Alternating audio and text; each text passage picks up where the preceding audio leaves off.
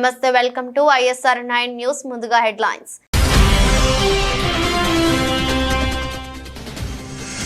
జంట జలాశయాలను పరిశీలించిన మంత్రి పొన్నం ప్రభాకర్. అప్రమత్తంగా ఉండి ఎప్పటికప్పుడు వరద స్థితిని సమీక్షించాలని కలెక్టర్ను ఆదేశించిన మంత్రి.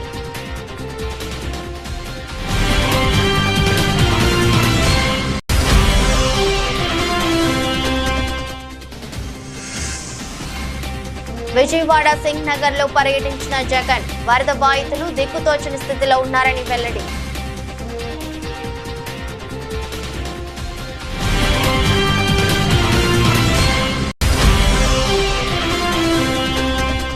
గాంధీ ఆసుపత్రిలో ఆకస్మిక తనిఖీ చేసిన మంత్రి దామోదర్ రాజు నరసింహ. సీజనల్ వ్యాధుల కట్టడిలో భాగంగా చికిత్స పొందుతున్న బాధితుల వివరాలను అడిగి తెలుసుకున్న మంత్రి.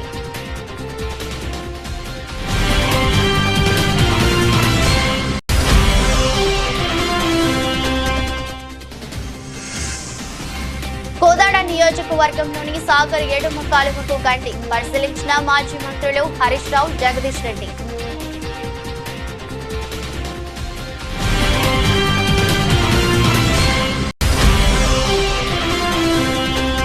పారాలింపిక్స్ లో భారత్ కు మరో 2 మెడల్స్. పురుషుల విభాగం సింగిల్స్ లో బంగారు పతాకాన్ని కైవసం చేసుకున్న నితేష్ కుమార్. మహిళల సింగిల్స్ లో తులసి మతే మురుగేషన్ కు రజత పతకం.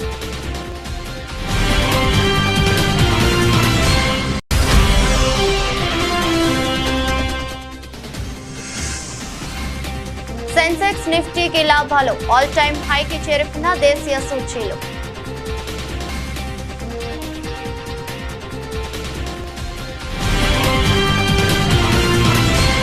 వరదల్లో కొట్టుకుపోయి దుర్మరణం పాలైన వ్యవసాయ శాస్త్రవేత్త అశ్విని కుటుంబాన్ని సీఎం రేవంత్ రెడ్డి పరామర్శించారు.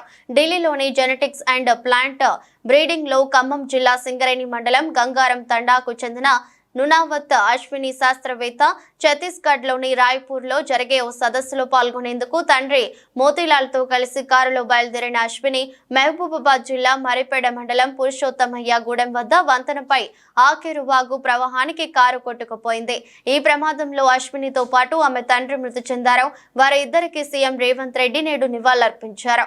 ఆయన వెంట మంత్రి పొంగులేటి శ్రీనివాస్ రెడ్డి, స్థానిక ప్రజా ప్రతినిధులు తదితరులు ఉన్నారు. ఎడతెరిపి లేకుండా కురుస్తున్న భారీ వర్షాలకు ఎగువ ప్రాంతాల నుండి భారీగా వరద నీరు హిమాయత్ సాగర్, గండిపేట, ఉస్మాన్ సాగర్ చెరువులకు చేరుకుంటోంది. ఈ క్రమంలో హిమాయత్ సాగర్, ఉస్మాన్ సాగర్ నిండుకుండలను తలపిస్తున్నాయి. మంత్రి పొన్నం ప్రభాకర్, ఎమ్మెల్యే ప్రకాష్ గౌడ్, రంగారెడ్డి జిల్లా collector Shashanka, Bandlaguda Jagir mayor Latha Prem Goud, chairman Gnaneshwar Mudiraj తో కలిసి హిమాయత్ సాగర్ చెరువును జలమండలి రెవెన్యూ ఇరిగేషన్ అధికారులతో కలిసి సందర్శించారు. జంట జలాశయాలకు వస్తున్న ఇన్ఫ్లో సమాచారాన్ని జలమండలి అధికారులను పొన్నం ప్రభాకర్ అడిగి తెలుసుకున్నారు. అధికారులు అప్రమత్తంగా ఉండి ఎప్పటికప్పుడు వరద స్థితిని సమీక్షించాలని కలెక్టర్ కు పొన్నం ఆదేశించారు. ఏ క్షణమైనా గేట్లు ఎత్తి వరద నీరును విడుదల చేసే అవకాశం ఉన్నందున హిమాయత్ సాగర్, ఉస్మాన్ సాగర్ దిగువ ప్రాంతంలో నివసించే ప్రజలు అప్రమత్తంగా ఉండాలని పొన్నం ప్రభాకర్ సూచించారు. సరికాదు, ఈరోజు జరిగినటువంటి మరణాలన్నీ కూడా ప్రమాదవశాత్తు జరిగినాయి. ఎక్కడ కూడా ప్రభుత్వ నిర్లక్ష్యంతో జరిగినటువంటి కావు. వారిని కూడా 5 లక్షల రూపాయల ఎక్స్గ్రేషియా ఇస్తా ఉన్నాం. మొత్తం అధికారుల యంత్రాంగం అంతా కూడా ఎక్కడ హెడ్ క్వార్టర్స్ వాళ్ళు వదిలిపెట్టకుండా నిరంతరం 24 గంటలు పనిచేస్తూ ఉన్నారు. ముఖ్యమంత్రి గారు కూడా ఖమ్మం వెళ్ళి అక్కడనే నిద్ర చేసి ఈరోజు మహబూబాబాద్ పోయి అవన్నీ కూడా పర్యవేక్షిస్తూ ఉన్నారు. మేము వీళ్ళ మీద పోతేనే పని అవుతుంది అనుకుంటే, లేకపోతే ఇంకోటి ఏదో మేము మీడియాకు చెప్తేనే పని అవుతుంది అనుకుంటే అది పొరపాటు, అపోహ టీఆర్ఎస్ పార్టీ, బీజేపీ కూడా కోరుతాం. ఇలా ఇంత పెద్ద విపత్తు జరిగింది, ఇన్ని ఎకరాల లక్షల ఎకరాల నష్టం జరిగింది, 5,000 కోట్ల రూపాయల పైన నష్టం జరిగిందని ప్రాథమిక అంచనా వేస్తుంది. ఇది జాతీయ విపత్తుగా తీసుకోమని అడుగుతాను. తక్షణం అంచనాలు తర్వాత అవన్నీ కూడా చేసే కంటే ముందు ఒక 2,000 కోట్ల ఆర్థిక సహకారం చేయమని చెప్పినాం. ఇప్పుడు పంట నష్టానికి సంబంధించిన ప్రాణ నష్టానికి, ఇతర ఆస్తుల నష్టానికి సంబంధించి కాక ప్రభుత్వ పంచాయతీరాజ్ రోడ్లు కావచ్చు, R&B రోడ్లు కావచ్చు, అనేక నష్టం జరిగినాయి. ఇది ప్రకృతికి సంబంధించి ప్రభుత్వ నిర్లక్ష్యం అని ఆరోపించేటువంటి అజ్ఞానాలను అడుగుతాను. ఈరోజు ఇది గతంలో ఇటువంటి ప్రకృతులు వస్తే హైదరాబాద్ మునిగితే మీరు ప్రకటించినటువంటి అమౌంట్ కూడా ఇవ్వనటువంటి పరిస్థితి. మా జిల్లా కొండగట్ట లాంటి ప్రాంతంలో 69 మంది చనిపోతే కనీసం ఒకరికి పరామర్శించలేని మాననీయ కోణం లేనటువంటి మీరు మమ్మల్ని అడిగే ముందు మీరు ఒక్కసారి మీ గత ప్రభుత్వ పరిపాలన జరిగినటువంటి అంశాలను గమనించుకోమని కోరుతాను. తప్పకుండా మరొక్కసారి తెలంగాణ ప్రజలందరినీ విజ్ఞప్తి చేస్తున్నాం, అవసరం ఉంటే తప్ప బయటికి రాకండి. వర్షాలు ఇప్పుడు ఉపశమనం కలిగించినా మళ్ళీ వాతావరణ శాఖ కొన్ని ఉత్తర తెలంగాణ జిల్లాల్లో వరద నీటిలో చిక్కుకున్న బాధితులు ఎవరూ భయపడాల్సిన పని లేదని అందరినీ ఆదుకుంటామని అందరూ ధైర్యంగా ఉండాలని ముఖ్యమంత్రి చంద్రబాబు భరోసా ఇచ్చారు. బాధితులకు అవసరమైన సహాయక చర్యలన్నీ చేపడతామని చెప్పారు.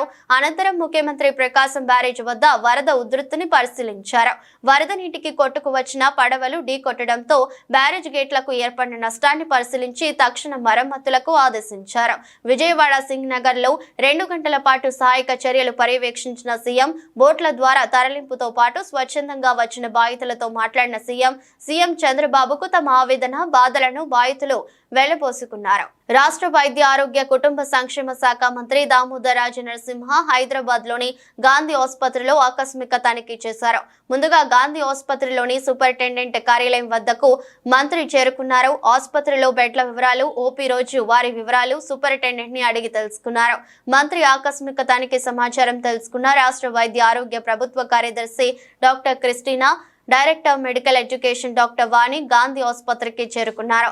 సీజనల్ వ్యాధుల కట్టడిలో భాగంగా గాంధీ ఆసుపత్రిలో చికిత్స పొందుతున్న బాధితుల వివరాలను మంత్రి అడిగి తెలుసుకున్నారు. ఆసుపత్రిలో ప్రస్తుతం ఎంతమంది డాక్టర్లు డ్యూటీలో ఉన్నారో వారి వివరాలు అందించాల్సిందిగా ఆసుపత్రి సూపరింటెండెంట్ డాక్టర్ రాజకుమారిని అడిగి తెలుసుకున్నారు.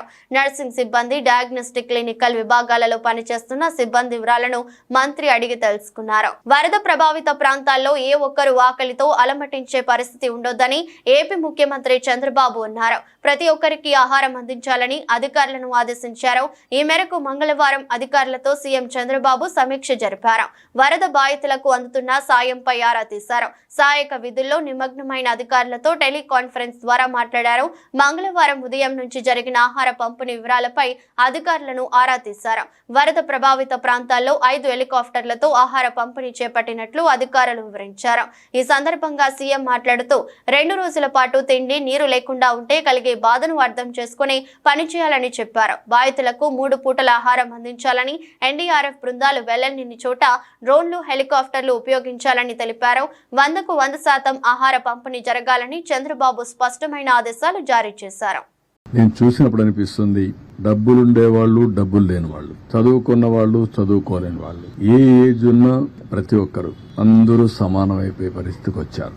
దీనావస్థలో ఉన్నారు. కడుపు నిండితే చాలని బాధపడుతున్నారు. కనీసం నీళ్లు కూడా దొరకకుండా నీళ్లు ఇస్తే అది అమృతంగా భావించే పరిస్థితిలో ఉన్నారు. అవి చూసినప్పుడు బాధ్యత పెరుగుతుంది. నేను ఆ మాటే చెప్పాను మా ఆఫీసర్లకు అందరికీ. ఈ రోజు ఈ కష్టకాలంలో ఉన్నప్పుడు మనందరి మీద ఒక గురుతరమైన బాధ్యత ఉంది. మీరు ఆ పని చేయండి. నాకు రాత్రికి, రేపు, ఎల్లుండి 3 days మాత్రం రాజీ లేదు. 0 tolerance. అందరం కలిసి పనిచేయాలి. ఎక్కడ కూడా ఏ మాత్రం కూడా అశ్రద్ధ వహించడం, నిర్లక్ష్యంగా ఉండడం, కష్టాల్లో ఉండే వాళ్ళతో మాట్లాడే విధానం కూడా చాలా ఇంపార్టెంట్. ఒకసారి ఎమోషనల్ గా మాట్లాడతారు, హిస్టరిక్ గా మాట్లాడతారు. సంగారెడ్డి జిల్లా మంజీరా ప్రాజెక్టును రాష్ట్ర వైద్య ఆరోగ్య శాఖ మంత్రి దామోదర్ రాజనరసింహ, జిల్లా కలెక్టర్ క్రాంతి, ఎస్పీ రూపేష్, సంగారెడ్డి మాజీ ఎమ్మెల్యే జగ్గారెడ్డితో కలిసి సందర్శించారు. రాష్ట్రంలో ఎడతెరిపి లేకుండా కురుస్తున్న భారీ వర్షంతో వరదల ముంపు ఉందని, ప్రభుత్వ యంత్రాంగం ఎక్కడా కూడా ప్రాణ నష్టం జరగకుండా ఉండేందుకు అన్ని చర్యలు తీసుకుందని, 3 రోజులుగా కురుస్తున్న భారీ వర్షానికి మంజీరా ప్రాజెక్టు పూర్తిస్థాయి నీటి మట్టం 1.5 టీఎంసీలకు చేరడంతో దిగువకు నీటిని విడుదల చేస్తున్నామని మంత్రి దామోదర్ అన్నారు. వర్షాలపై ఎప్పటికప్పుడు ప్రజలను అప్రమత్తం చేసేందుకు సంగారెడ్డి జిల్లాకు కలెక్టర్ కార్యాలయంలో కంట్రోల్ రూమ్ ఏర్పాటుతో పాటు విద్యుత్ శాఖకు సంబంధించి మరో ప్రత్యేక కంట్రోల్ రూమ్ ను ఏర్పాటు చేసినట్లు మంత్రి తెలిపారు. ప్రజలు అనారోగ్యం బారిన పడకుండా ఉండేందుకు వైద్య శాఖ అప్రమత్తంగా ఉందని మంత్రి తెలిపారు. స్థాయిలో ఒక కంట్రోల్ రూమ్ ని కలెక్టరేట్ లో ఏర్పాటు చేసి, అదే రకంగా కరెంటు వ్యవస్థకు వచ్చే వరకు కంట్రోల్ రూమ్ సపరేట్ గా ఏర్పాటు చేసి, ప్రాణ నష్టం జరగకుండా అన్ని చర్యలు, ఎక్కడైతే లేదా వాగులే కానీ చెరువులే కానీ ఓవర్ఫ్లో అవుతున్నా తగు జాగ్రత్తలు తీసుకోవాలి. యంత్రాంగం అప్రమత్తంగా ఉంది. ప్రత్యేకంగా జైరాబాద్, నారాయణఖేడ్, అందోల్ ఈ ప్రాంతాలలో ప్రజలు ఎక్కడ ఎలాంటి నష్టం వాటిల్లకుండా, ప్రాణ నష్టం ప్రత్యేకంగా ఒకవేళ పంట పొలాలు మునిగినా దానికి నష్టపరిహారం చెల్లించాలి. ఇల్లు పాక్షికంగానే కాదు, పూర్తిగా నష్టపోయిన వారికి ఇల్లు మంజూరు చేయాలి. కానీ ప్రత్యేకంగా ప్రభుత్వము, మన ముఖ్యమంత్రి రేవంత్ రెడ్డి గారి ఆదేశాల మేరకు ప్రాణ నష్టం ఎక్కడ కాకుండా అప్రమత్తంగా యంత్రాంగం పనిచేయాలి. అది దృష్టిలో పెట్టుకొని ఈరోజు మేము మాంజిరా బ్యారేజ్కు రావడం జరిగింది. ఈరోజు మాంజిరా ఇన్ఫ్లో అవుట్లో ఇంతకుముందు మీరు చెప్పారు. రాబోయే 48 గంటలు కూడా వర్ష సూచన ఉంది కనుక తగు జాగ్రత్తలు ప్రభుత్వం తీసుకుంటుంది, తగు చర్యలు ప్రభుత్వం తీసుకుంటుంది. మాజీ సీఎం వైసీపీ అధ్యక్షుడు జగన్ విజయవాడలోని వరద ప్రభావిత ప్రాంతాల్లో పర్యటించి ప్రజలతో మాట్లాడారు. ఈ సందర్భంగా ఆయన కూటమి ప్రభుత్వంపై ధ్వజమెత్తారు. ఈ వరద నష్టం వెనుక చంద్రబాబు ప్రభుత్వ నిర్లక్ష్యం ఉందని, వాయుగుండం కారణంగా భారీ వర్షాలు పడతాయని ఈ నెల 28నే వాతావరణ శాఖ చెప్పిందని, కానీ ఆ హెచ్చరికలను చంద్రబాబు సర్కారు పట్టించుకోలేదని జగన్ ఆరోపించారు. ఇవి ప్రభుత్వ అలసత్వం వల్ల వచ్చిన వరదలు అని స్పష్టం చేశారు. వరద బాధితులకు చంద్రబాబు క్షమాపణలు చెప్పాలని డిమాండ్ చేశారు. ఎటు చూసినా నీరే కనిపిస్తోందని, బాధితులు ఎక్కడికి వెళ్లాలో తెలియక దిక్కుతోచని స్థితిలో ఉన్నారని, ఒక్కరికి కూడా ప్రభుత్వ ఆర్థిక సాయం అందలేదని మండిపడ్డారు. గతంలో ఇంతకంటే భారీ వర్షాలు కురిసినా వాలంటీరు వ్యవస్థ సాయంతో పరిస్థితులను చక్కదిద్దామని చెప్పారు. ఇవాళ విజయవాడ సింగనగర్ లో పరిస్థితులు దారుణంగా ఉన్నాయని, ప్రభుత్వం అరకొర ఏర్పాట్లు చేస్తే ఎలా సరిపోతాయని జగన్ ప్రశ్నించారు. కానీ జగన్ ప్రభుత్వంలో ఏ ఒక్కరూ కూడా ఎప్పుడూ కూడా డిస్సాటిస్ఫైడ్ గా ఎప్పుడూ లేరు. ఎందుకు లేరు అని అంటే కారణం జగన్ ప్రభుత్వంలో ఒక వాలంటీర్ వ్యవస్థ ఉండేది. జగన్ ప్రభుత్వంలో ఒక సచివాలయ వ్యవస్థ ఉండేది. ఈ వాలంటీర్ల వ్యవస్థ, ఈ సచివాలయాల వ్యవస్థ గ్రామ స్థాయిలో వార్డు స్థాయిలో మమేకమై ఉండేది. వీళ్ళందరూ కూడా వాలంటీర్లందరూ కూడా ఎప్పుడు వరద వచ్చినా ఎప్పుడు తుఫాన్ వచ్చినా వీళ్ళ సహాయ సహకారాల వల్లే గొప్పగా ఎటువంటి కంప్లైంట్స్ ప్రజల నుంచి రాకుండా సాచ్యురేషన్ పద్ధతిలో ప్రజలకు మంచి చేయగలిగాం.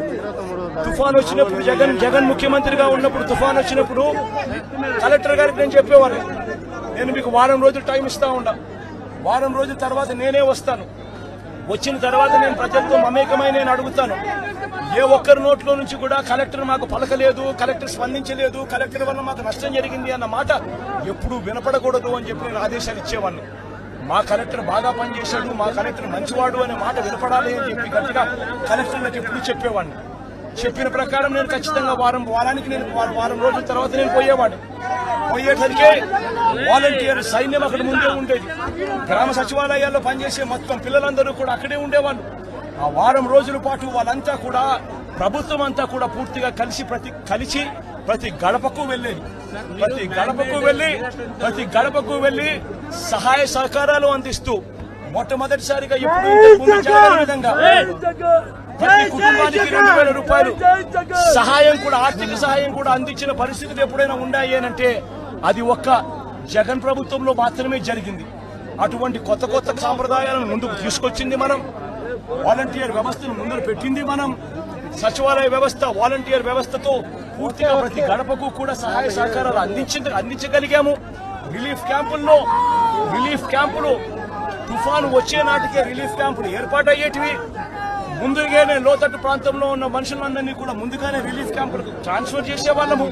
రిలీఫ్ క్యాంపుల్లో అందరినీ కూడా బాగా చూసుకోవడమే కాకుండా రిలీఫ్ క్యాంపుల్లో బయటికి వెళ్లేటప్పుడు డబ్బులు కూడా 2,000 రూపాయలు డబ్బులు కూడా సహాయం కూడా ఇచ్చి పంపించిన కార్యక్రమం కూడా అప్పట్లో జరిగేది.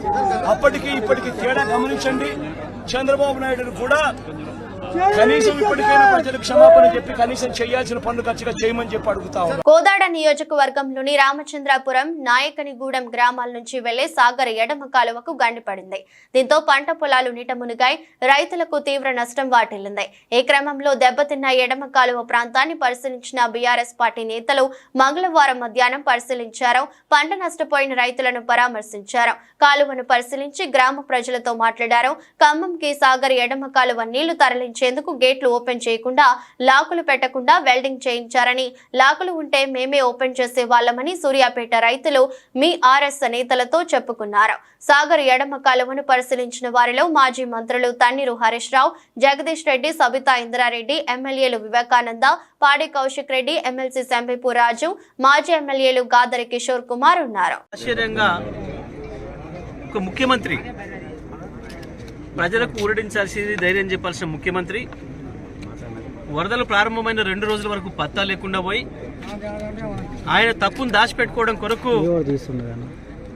వచ్చే రావడమే మొదలే కేసీఆర్ గారి పైన, కేటీఆర్ గారి పైన, హరీష్ రావు గారి పైన, బీఆర్ఎస్ పార్టీ పైన నిందలేసే పని మొదలుపెట్టినాడు. వచ్చింది వరద ప్రాంతాలు చూడడానికి, ప్రజలకు ధైర్యం చెప్పడానికి, రిలీఫ్ ఇవ్వడానికి వచ్చిన పద్ధతిలో లేడు. ఆయనకు పెండ్లికి సావుకు తేడా తెలుస్తలేదు. వచ్చింది సంబురాలక, జాతరకు వచ్చిండా, ప్రజల్ని పరామర్శించడానికి వచ్చిండా, ఆ హవభావాలు ఏందో అదేందో చూస్తేనే ముఖ్యమంత్రి స్థాయి ఏందో అర్థమవుతాం. మేము మాట్లాడలే. ఇప్పుడు మీ అందరి సమక్షంలో రైతులు చెప్పారు. ఇవాళ కొన్ని మీడియాలో కూడా వచ్చింది. నేను ఇక్కడికి మీడియా వాళ్ళు ఎవరు లేనప్పుడు వస్తే కూడా రైతాంగం చెప్పాను. ఏంది ఇవాళ మనం ఏదైతే ఎన్ఎస్పి కాలువ మీద నిలబడినామో ఈ కాలువ కట్ట తెగడానికి ప్రధానమైన కారణం ప్రభుత్వమే అని రైతులు చూపిస్తున్నారు, ఆధారాలు కూడా చూపిస్తున్నారు. ఖమ్మం జిల్లాకు సంబంధించిన మంత్రులు, ప్రభుత్వం మొన్న ఎండాకాలంలో నీళ్లు తీసుకుపోవడానికి ఖమ్మం కొరకు ఇక్కడ కాలువ కట్టల పైన పోలీసులను పెట్టి మొత్తం తూములన్నిటికి కూడా టాకాలు కొట్టిండ్రు, వెల్డింగ్లు చేసిండ్రు. ఈ తుమ్ములు బయటికి తీయడానికి వీలు కాక ఇవాళ ఈ కాలువలు తెగింది తప్ప, కాలువ 3 చోట్ల 2 చోట్ల తెగింది తప్ప దానంతలో దిగలే. ఇది ప్రకృతి విలయంతో వచ్చింది కాదు అనే మాట స్పష్టంగా చెప్తా ఉన్నారు ఇవాళ రైతాంగం అందరూ కూడా. ఈ కాలువ కట్టలు తెగడానికి కారణం వాళ్ళే. నిన్న ఖమ్మంలో కొట్టుకపోయి, వరదలో కొట్టుకుపోయి ప్రజలు చచ్చిపోవడానికి కారకులు కూడా వాళ్ళు. ప్రకాశం బ్యారేజ్ లో బోటు అడ్డుపడిన 69వ గేటుకు మరమ్మతులు చేసేందుకు గేట్ల నిపుణులు కన్నయ్య నాయుడుతో కలిసి మంత్రి నిమ్మల పరిశీలించారు. గేటు పనులకు సంబంధించి ఆయనతో చర్చించారు. ప్రకాశం బ్యారేజ్ కి ఎలాంటి ఇబ్బంది లేదని, త్వరలోనే దెబ్బతిన్న ప్రాంతంలో పనులు చేపడతామని చెప్పారు. ప్రకాశం బ్యారేజీ అంటే ఇది తెలుగు జాతి ప్రజల ఆస్తిది. అందులో కూడా పర్టికులర్గా టంగుటూరి ప్రకాశం పంతులు గారు పేరు పెట్టుకున్నటువంటి బ్యారేజ్ ఇది. లక్షలాది ఎకరాలకు సాగునీరిస్తూ లక్షలాది మంది ప్రజల దాహార్తిని తీర్చేటువంటి బ్యారేజ్ ఇది. అందుచేత ఇటువంటి బ్యారేజీకి నష్టం కలిగించేటువంటి ఏ ఒక్క చిన్న చర్య కూడా మానవుడు అనేవాడు ఎవరు కూడా తీసుకోకూడదు. దేవుడు కూడా అటువంటి పని చేస్తే క్షమించాడు. అందుచేత ఆ విషయం మీద కూడా మేము తర్వాత ఆలోచన చేస్తాం. ముందు ఇమ్మీడియట్లీ జరిగినటువంటి ఇబ్బంది ఏదైతే ఉందో దాన్ని క్లియర్ చేసి, ఒక పడవ అయితే క్రిందికి కొట్టుకుని పోయిందని చెప్తూ ఉన్నారు ఆ గ్యాప్లోంచి. మిగిలింది కూడా ఏంటనేది కూడా మనం ఎంక్వైరీ చేసుకుని దాన్ని కూడా పడవల్ని తీయడానికి కూడా ఏజెన్సీని కూడా ప్రమోట్ చేసుకుని ఇప్పుడు ఆల్రెడీ 11,40,000 క్యూసెక్ల వరకు కూడా ఇప్పుడు వాటర్ ఫ్లో ఉంది. కాబట్టి రేపటికి కొంచెం తగ్గుముఖం పడుతుంది, ఎల్లుండికి ఇంకా తగ్గుముఖం పడుతుంది అనేది మాకు ఉన్నటువంటి ఫోర్కాస్ట్ ద్వారా అంచనా ఉంది. అంచేత రాబోయేటువంటి 2 రోజుల్లో అది కూడా ప్లాన్ చేసుకొని ఏదైతే ఆ పడవలు అంటే అది 4 పడవలు అని చెప్తూ ఉన్నారు, అది ఎంతవరకు 4, 3 అనేది కూడా మేము ఐడెంటిఫై చేసుకుని ఆ ఉన్న అడ్డుపడినటువంటి పడవలను కూడా 1-2 రోజుల్లో ఆ వాటర్ ఫ్లోని దృష్టిలో పెట్టుకుని, ఎందుకంటే ఇప్పుడు మళ్ళీ దాన్ని జాగ్రత్తగా మళ్ళీ వెలుపలికి తీయాలి. ఏమాత్రం కొంచెం మళ్ళీ అది ఎఫెక్ట్ అయ్యి గేట్లకి టచ్ అయినా లేదా ఇంకోటైనా మళ్ళీ దానికి ఏదైనా ఏమాత్రం చిన్న ఇబ్బంది వచ్చినా మనకి రేపు గేట్లు క్లోజ్ చేయడంలో కానీ ఓపెన్ చేయడంలో ఇబ్బంది ఉంటుంది. కాబట్టి దాన్ని కూడా జాగ్రత్తగా ఆ ఫ్లోని దృష్టిలో పెట్టుకుని తీసేటువంటి పరిస్థితి ఉంటుంది. దానికి కూడా కన్ననాయుడు గారు ఆల్రెడీ మనకి అవైలబుల్ ఉన్నారు కాబట్టి ఆయన సహకారం కూడా తీసుకుంటామని చెప్పి తెలియజేస్తాం. రాష్ట్ర వైద్య ఆరోగ్య కుటుంబ సంక్షేమ శాఖ మంత్రి దామోదర్ రాజనరసింహ సచివాలయంలో ప్రభుత్వ ఆసుపత్రులలో, మెడికల్ కాలేజీలలో సెక్యూరిటీ బలోపేతంపై సుప్రీంకోర్టు ఇచ్చిన నిబంధనలపై ఉన్నత స్థాయి సమీక్ష నిర్వహించారు. ఈ సమీక్షలో తెలంగాణ రాష్ట్ర ప్రభుత్వం 2008 సంవత్సరంలో రూపొందించిన యాక్ట్ 11పై చర్చించారు. ప్రభుత్వ ఆసుపత్రులలో భద్రతను కట్టుదిట్టం చేసి ఆసుపత్రి సిబ్బందికి, ముఖ్యంగా మహిళా డాక్టర్లు, మహిళా నర్సింగ్ ఆఫీసులు సిబ్బందికి రక్షణగా షీటీంలతో రాత్రి సమయాలలో పెట్రోలింగ్ చేసేలా నిబంధనలు రూపొందించాలని మంత్రి సమక్షంలో అధికారులను ఆదేశించారు. అన్ని టీచింగ్ హాస్పిటళ్లలో అవుట్ పోస్టులు శాశ్వత ప్రతిపాదికన నిర్మించడానికి చర్యలు చేపట్టాలని మంత్రి అధికారులను ఆదేశించారు. తెలంగాణ రాష్ట్ర ప్రభుత్వం ఎంతో ప్రతిష్టాత్మకంగా నిర్మిస్తున్న టీఐఎంఎస్ ఆసుపత్రుల్లో ఇప్పటికే పోలీస్ అవుట్ పోస్టులను నిర్మించేందుకు స్థలాన్ని కేటాయించామన్నారు. రాష్ట్రంలో 10 టీచింగ్ ఆసుపత్రుల్లో ఇప్పటికే పోలీస్ అవుట్ పోస్టులను నిర్మించడం జరిగిందన్నారు. ప్రైవేటు సెక్యూరిటీ ఏజెన్సీలు తప్పనిసరిగా PSAR యాక్ట్ 2015 ప్రకారం గుర్తింపు పొంది ఉండాలని మంత్రి ఆదేశించారు. పిఠాపురం పాదయాత్ర క్షేత్రంలో శ్రావణ శుక్రవారం సామూహిక వరలక్ష్మి వ్రతం సంబంధించి తనకు ఏ విధమైన సమాచారం లేదని ఆలయ సిబ్బంది వరలక్ష్మి వ్రతం కోపెన్నెల విషయంలో తనపై ఆలయ సిబ్బంది తప్పుడు ప్రచారం చేస్తున్నారని తెలుగుదేశం పార్టీ రాష్ట్ర అధికార ప్రతినిధి పిఠాపురం మాజీ ఎమ్మెల్యే వర్మ పాదగయ క్షేత్రం సిబ్బందిపై తీవ్ర స్థాయిలో మండిపడ్డారు. శ్రావణ మాసం ఆఖరి రోజును పురస్కరించుకుని పిఠాపురం పాదగయ క్షేత్రాన్ని తెలుగుదేశం పార్టీ రాష్ట్ర అధికార ప్రతినిధి పిఠాపురం మాజీ ఎమ్మెల్యే వర్మ సందర్శించారు. కుక్కుటేశ్వర స్వామిని, రాజరాజేశ్వరి అమ్మవారిని, దత్తాత్రేయ స్వామి వారిని దర్శించుకుని పూజలు నిర్వహించారు. అదేవిధంగా 10వ శక్తిపీఠంగా పూజలు అందుకుంటున్న పురుహుతిక అమ్మవారిని దర్శించుకుని ప్రత్యేక పూజలు చేశారు. ఈ సందర్భంగా ఆలయ పండితులు మాజీ ఎమ్మెల్యే వర్మకు ఆశీర్వచనాలు అందజేశారు. ఆయన కోపం తీసుకోలేదు, భగవంతుడి సన్నిధిలో నేను చాలా క్రమశిక్షణగా ఉంటాను అని ఒక తప్పుడు ప్రోపకండా తెలుగుదేశం పార్టీ మీద ఆలయ సిబ్బంది ముఖ్యంగా కోపంలో శ్రావణ శుక్రవారానికి వర్మగారికి ఇచ్చామని చెప్పి తెలియజేస్తున్నారు. ఇచ్చారా మీరు చెప్పండి? కనీసం నన్ను పూజకు కూడా ఆహ్వానం అందలేదు. నేను మొట్టమొదటిసారి 22 సంవత్సరాల్లో ఇక్కడికి వచ్చాక నేను మా భార్య కూడా మొట్టమొదటిసారి శ్రావణ శుక్రవారం రోజులో అమ్మవారి దర్శనానికి రాకపోవడం మా దురదృష్టం. అంచేత ఆలయ సిబ్బందికి మనం ఏంటంటే మీ డ్యూటీస్ మీరు చేసుకోండి, లేనిపోని ప్రాపగండలు మా పార్టీ మీద పెట్టడం అది కరెక్ట్ కాదు. అంచేదంటే మాకు ఎవరో ఇవ్వలేదు, ఇస్తామని మీరు టెంపుల్ నుంచి మాకు చెప్పలేదు. రెండోది శ్రావణ శుక్రవారం రండి అని పిలుపు లేదు. అంచేదంటే అది వారిష్టం, అది నేను దాని గురించి ఏమీ విమర్శించట్లేదు. బాధ ఏంటంటే తెలుగుదేశం పార్టీకి సంబంధించి తప్పుడు ప్రచారం ఆలయ సిబ్బంది చేయడమే చాలా బాధాకరమైన విషయం. ప్రజలు ఎవరూ కూడా అత్యవసర పరిస్థితుల్లో తప్ప బయటకు రావద్దని సిపి శ్రీనివాసులు అన్నారు. పెద్దపల్లి జిల్లా కాల్వశ్రీ రాంపూర్ పోలీస్ స్టేషన్ పరిధిలోని కూనారం చెరువులో మత్స్యకారుడు గల్లంతుపై సిపి ఆరా తీశారు. ఉస్మానియా వాగు గుంపుల వద్ద మానేరు వరద ఉధృతిని డ్రోన్ కెమెరా ద్వారా పరిశీలించి అత్యవసర పరిస్థితుల్లో తీసుకోవాల్సిన ముందస్తు భద్రతా చర్యలపై అధికారులకు పలు ఆదేశాలు సూచనలు చేశారు. అనంతరం మాట్లాడుతూ వరద ప్రవహించే ప్రాంతాలలో నదులు, కాలువలు, వంకలు, ప్రాజెక్ట్ జలపాతాల ఉధృతంగా ప్రవహిస్తున్న ప్రదేశాలకు వెళ్లి ప్రమాదాలకు గురి కావద్దని తెలిపారు. అన్ని శాఖల అధికారుల సమన్వయంతో జిల్లా పోలీసులు ఎల్లప్పుడూ ప్రజలకు అందుబాటులో ఉంటారని అన్నారు. నిన్న మొన్నటి నుంచి 30th నుంచి వస్తున్న వర్షాల వల్ల మానేరు, తర్వాత ఇక్కడ ఉన్న చిన్న చిన్న కాలువలు, తర్వాత ఈ చెరువులన్నీ ఉప్పొంగి ప్రవహిస్తున్నాయి. దాంట్లో భాగంగా పబ్లిక్కి అందరం అలర్ట్ చేస్తున్నాము. ఎవరు అడ్వెంచర్ చేసి ఫ్లో ఆఫ్ వాటర్ ఉంటే అది బ్రిడ్జ్ల మీద కానీ క్యాజువల్ నుంచి కానీ పోతున్నప్పుడు మీరు దాటకూడడానికి ప్రయత్నం చేయకూడదు. కొద్ది దూరమైనా పర్వాలేదు, వేరే డీ రూట్ తీసుకొని సురక్షిత ప్రాంతమైన రూట్లలో పెంచుకోవాలని మేము కోరుతున్నాము.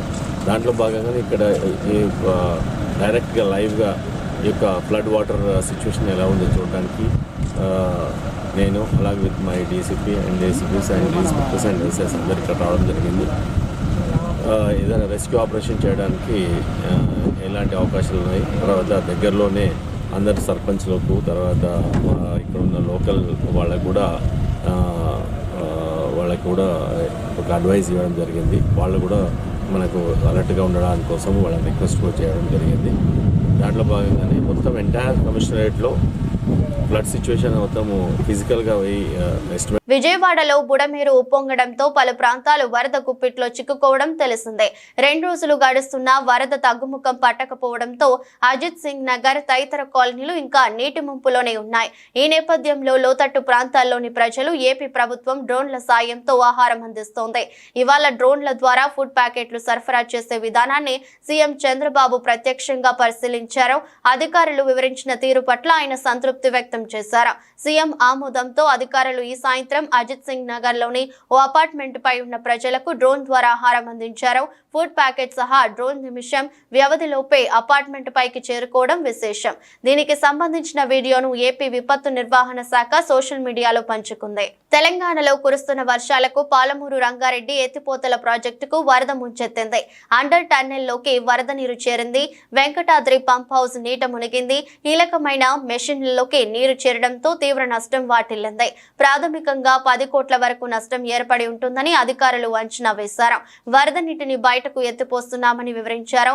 పంప్ హౌస్ లో నుంచి నీటిని పూర్తిగా బయటకు పంపాకే నష్టంపై పూర్తి స్థాయిలో అంచనా వేయొచ్చని తెలిపారు. రాష్ట్ర ప్రభుత్వం భూత్పూర్ మండలంలోని కరివెన వద్ద ఈ ఎత్తిపోతల ప్రాజెక్టును నిర్మించింది. తాజా వర్షాలకు వెంకటాద్రి పంప్ హౌస్ లోని అండర్ టన్నెల్ లోకి నీరు వచ్చి చేరుతోంది. ఉమ్మడి శ్రీకాకుళం జిల్లాలో వాతావరణం మారింది. సోమవారం ఒక్కరోజు విరామం ఇచ్చిన వర్షం మంగళవారం ఉదయం నుంచి మళ్లీ మొదలైంది. రహదారులు జలమయమయ్యాయి. శ్రీకాకుళంలోని పొట్టి శ్రీరాములు జంక్షన్, 7 రోడ్ల జంక్షన్, మార్కెట్ ప్రాంతాల్లో కాలువల్లోని మురుగునీరు రోడ్లపై ప్రవహించింది. అలాగే ఎచ్చర్ల, లావేరు, రణస్థలం తదితర మండలాల్లో ఉదయం నుంచి చిరుజల్లులు కురుస్తున్నాయి. విద్యార్థులు, కూలీలు, ఉద్యోగులు విధులకు వెళ్లేందుకు అవస్థలు పడ్డారు. ఏదేమైనా ప్రజలు అప్రమత్తంగా ఉండాలని అధికారులు సూచిస్తున్నారు. భారత అథ్లెట్ తమ అద్భుత ప్రదర్శనతో పారాలింపిక్స్ లో పతకాలు వరద పారిస్తున్నారు. గేమ్స్ 2వ రోజు నుంచే ఖాతా ఆరంభించిన భారత్ ఆ తర్వాత క్రమం తప్పకుండా పతకాల సంఖ్యను పెంచుకుంటూ వెళుతోంది. తాజాగా సోమవారం దేశానికి మరో 7 పతకాలు లభించాయి. ఇందులో షట్లర్లవే 4 ఉండడం విశేషం. తాజాగా భారత్ 3 స్వర్ణాలు, 5 రజతాలు, 6 కాంస్యాలతో 14 పతకాలను ఖాతాలో వేసుకుంది. పోటీల్లో భారత షట్లర్లు పతకాల పండుగ చేసుకుంటున్నారు. ముందుగా పురుషుల సింగిల్స్ SL3 ఫైనల్లో వరల్డ్ నెంబర్ 1 నితేష్ కుమార్ 21-14, 18-21, 23-22తో డానియల్ బెదెల్ గ్రేట్ బ్రిటన్ పై గెలిచి స్వర్ణం సాధించారు. బెదెల్ పై ఆడిన 10 మ్యాచ్ల్లో నితేష్ కిదే తొలి విజయం. తొలి 2 గేముల్లో ఇరువురు ఆధిక్యం చూపగా నిర్ణాయక గేమ్ ఓ దశలో 19-19తో ఉత్కంఠను పెంచింది. చివరకు 23-21తో నితేష్ మ్యాచ్ ను ముగించి సంబరాలు చేసుకున్నాడు. ఇక ఏకపక్షంగా సాగిన పురుషుల సింగిల్స్ SL4 ఫైనల్లో సుహాస్ యతిరాజ్ 9-21, 13-21తో లూకాస్ మజూర్ చేతిలో ఓడాడు. దీంతో వరుసగా 2సారి రజతంతో సంతృప్తి పడాల్సి వచ్చింది. అంతర్జాతీయంగా పలు ఉద్రిక్తతల కారణంగా ఇతర దేశాల మార్కెట్లు అనిశ్చితిలో కదలాడుతున్న దేశీయ సూచీలు మాత్రం లాభాల బాటలోనే పయనిస్తున్నాయి. అంతర్జాతీయ మార్కెట్ల నుంచి మిశ్రమ సంకేతాలు అందుతున్న ఫైనాన్షియల్, IT స్టాక్స్ లో కొనుగోళ్ల కారణంగా సెన్సెక్స్, నిఫ్టీ లాభాలు అందుకున్నాయి. దీంతో వరుసగా 13వ రోజు కూడా దేశీయ సూచీలు లాభాలతోనే ముగిశాయి. సెన్సెక్స్, నిఫ్టీ ఆల్ టైమ్ హైని టచ్ చేశాయి. శనివారం ముగింపు 82,365తో పోల్చుకుంటే దాదాపు 400 పాయింట్ల లాభంతో 82,725 వద్ద ప్రారంభమైన సెన్సెక్స్ రోజంతా లాభాల్లోనే కొనసాగింది. ప్రారంభంలోనే 82,725 వద్ద జీవనకాల గరిష్టాన్ని తాకి ఆ తర్వాత కిందకు దిగింది. ఆ తర్వాత అమ్మకాల కారణంగా కిందకు దిగింది. చివరకు 194 పాయింట్ల లాభంతో 82,559 వద్ద రోజును ముగించింది. మరోవైపు నిఫ్టీ కూడా లాభాల జోరు కొనసాగించింది. ఇంట్రాడేలో 25,300 మార్కును తొలిసారి తాకింది. చివరకు 42 పాయింట్ల లాభంతో 25,278 వద్ద స్థిరపడింది. సెన్సెక్స్ లో Bajaj Finserv, Bajaj Finance, HPCL technologies, ITC, IndusInd bank షేర్లు లాభాలు ఆర్జించాయి. NTPC, Tata Motors, Mahindra and Mahindra, Bharti Airtel, L&T షేర్లు నష్టాలు మూటగట్టుకున్నాయి. BSE మిడ్ క్యాప్ ఇండెక్స్ 134 పాయింట్లు కోల్పోయింది. బ్యాంక్ నిఫ్టీ 88 పాయింట్లు ఎగబాకింది. డాలర్తో పోలిస్తే రూపాయి మారకం విలువ 83.92గా ఉంది. వార్తలు ముగించే ముందు మరోసారి హెడ్లైన్స్.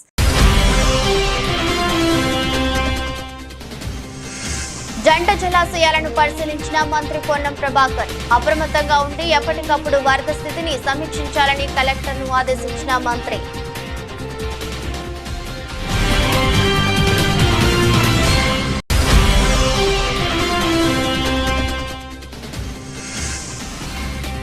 విజయవాడ సింగ్ నగర్ లో పర్యటించిన జగన్. వరద బాధితులు దిక్కుతోచని స్థితిలో ఉన్నారని వెల్లడి.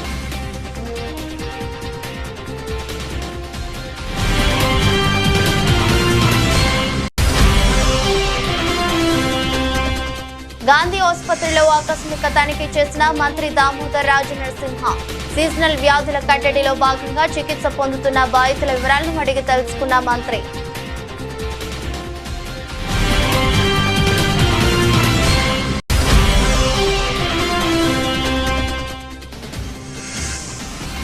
కోదాడ నియోజకవర్గంలోని సాగర్ ఎడుమ కాలువకు గండి పరిశీలించిన మాజీ మంత్రులు హరీష్ రావు, జగదీష్ రెడ్డి.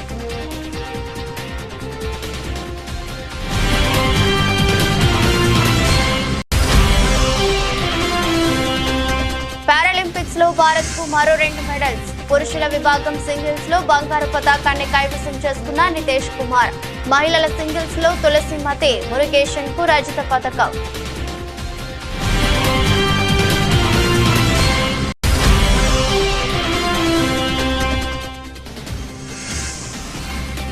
సెన్సెక్స్ నిఫ్టీకి లాభాలు. ఆల్ టైమ్ హైకి చేరుకున్న దేశీయ సూచీలు.